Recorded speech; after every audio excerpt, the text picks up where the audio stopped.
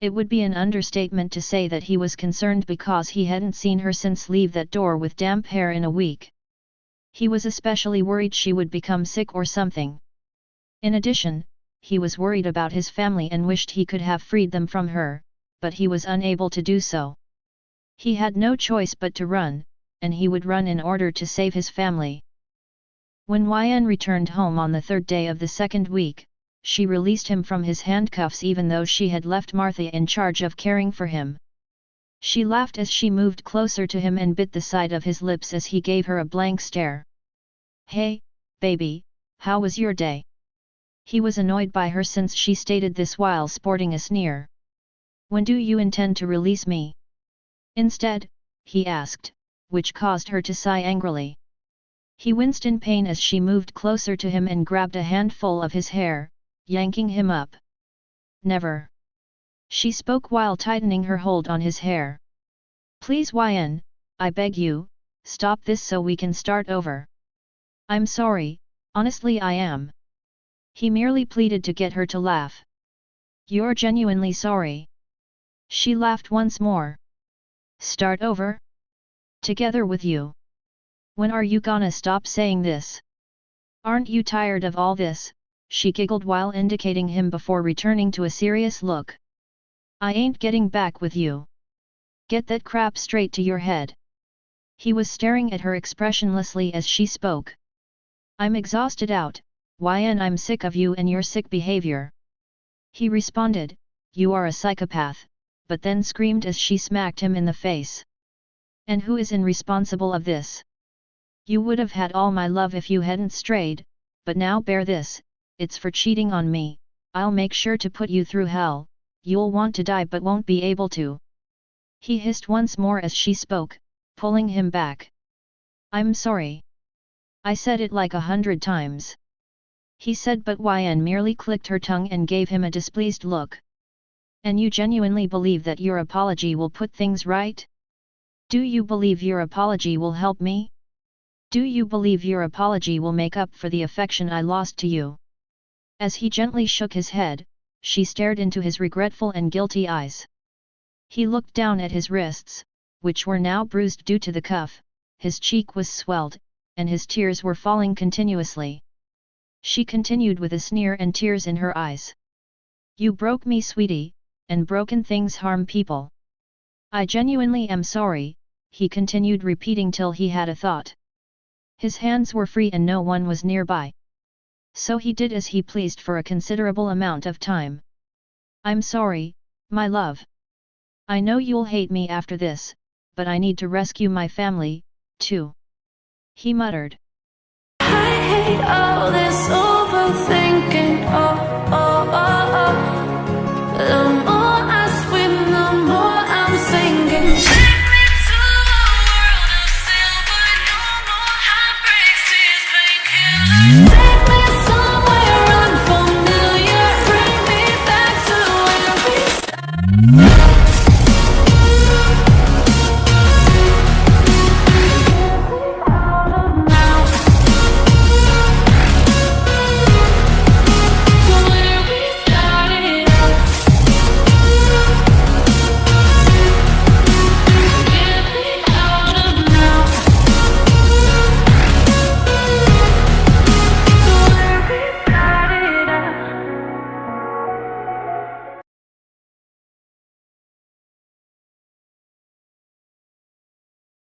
When Yen exited the shower to see that the room was empty, she laughed and went to open an app on her phone, where she could watch a blue dot moving farther away from the mansion.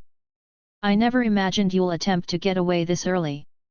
She grinned as she pressed the button, and a group of guys in black arrived. "Check your phones, then bring him back in a half hour." They all obeyed her command by nodding and running to find the mentioned individual.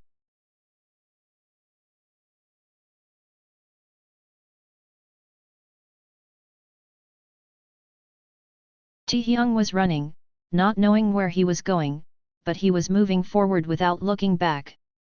Because he had to protect his family, from the love of his life or risk losing himself.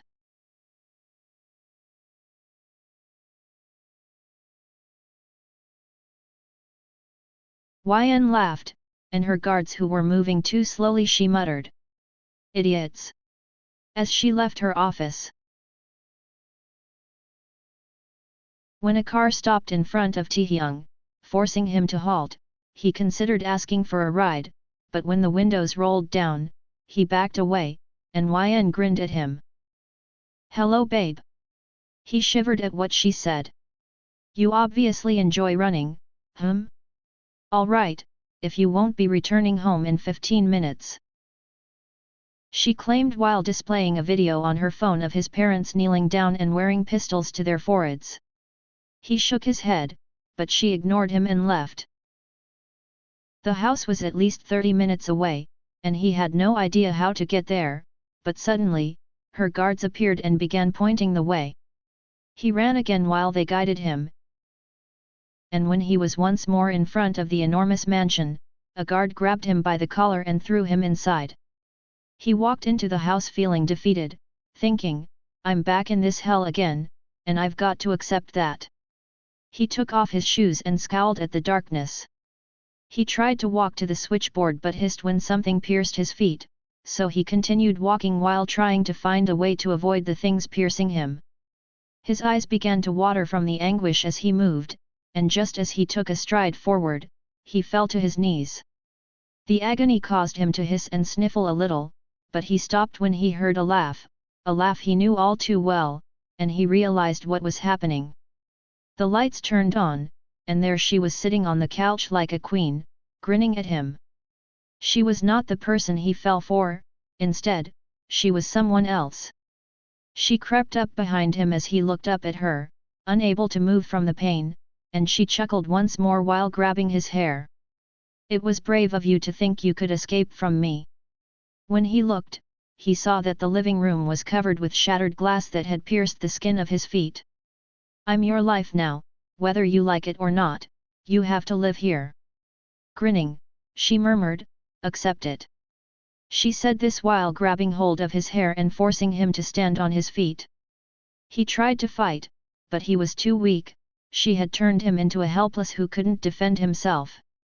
Instead of the confident, charming Taehyung he had once been, he had become a pitiful coward whose life was a living hell. His blood stained the floor where he passed through as she pulled him where there was no more glass, shoving him with such force that he fell to the ground hissing. She grinned at him and said, that's what you get for escaping me. It seems likely that you won't be able to utilize those feet of yours for some time, She said with a chuckle, making him feel even more pitiful. He won't defend himself because he knows he deserves it for breaking her heart, for playing with her emotions, and for taking her for granted. He looked at her with teary eyes in an attempt to find the girl he fell for, but all her eyes held was darkness and hatred. There was no longer any love or adoration for him, only hatred. If you attempt to repeat it again, I could shatter your legs and prevent you from walking ever again. She snarled as she headed for the stairs but stopped when she spotted the living room, covering her lips with disgust. Martha! She screamed making him flinch, while the head maid ran to her bowing her head. Yes mistress. She said, she was afraid the woman in front of her may burn her with her gaze and suffocate her in her darkness. She didn't dare to look her in the eyes until she said, crushing Taehyung's heart, clean this crap, I don't want nasty cheater and betrayer blood in my house. Also, wipe every square inch he traveled through repeatedly. If I notice even one unwiped square inch, I won't think twice to murder you. He feels her so disgusting that she doesn't even want to walk on the road he took, she hissed as Taehyung looked down with remorse and sadness. She gave him a filthy and hateful look. And you quit hiding there like a coward, take that glass off your feet, and come to the room in the next 10 minutes, or you won't like the results. As she ascended the stairs while keeping an eye on her watch, she spoke, causing him to nod. Your time has begun. She said, making him widen his eyes as he removed the glass from his feet without caring about the pain, he only wanted to avoid more pain than he already was experiencing. She looked at him amused, it was a pleasing sight to see, but she knew how she was controlling herself from relieving his suffering. Her heart ached seeing him like this, but he brought this to him on his own. She knew she still loved him, but she was not trusting him with her heart again.